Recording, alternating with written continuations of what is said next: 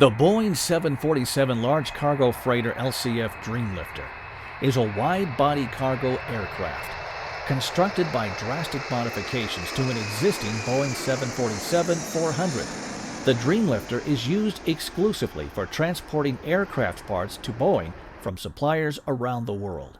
The BLCF is a member of the B747 family of aircrafts. The Boeing 747 Dreamlifter is the world's longest cargo aircraft, and certainly one of the more visually striking as well. With just 4 having been built, it is also among the rarest freight aircraft in the world today. Boeing began planning for its 787 Dreamliner in the early 2000s. As the project developed, it became evident that the conventional shipping methods for the aircraft's components would take too long. This was because suppliers were located as far afield as Japan and Italy. As such, transporting the parts over land and sea would be extremely inefficient.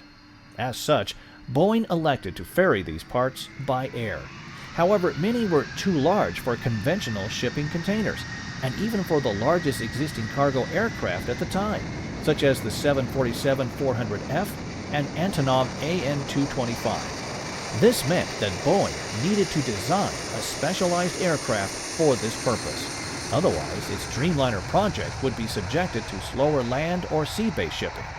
Rather than producing brand new aircraft, Boeing elected to convert 4 existing passengers configured 747-400s.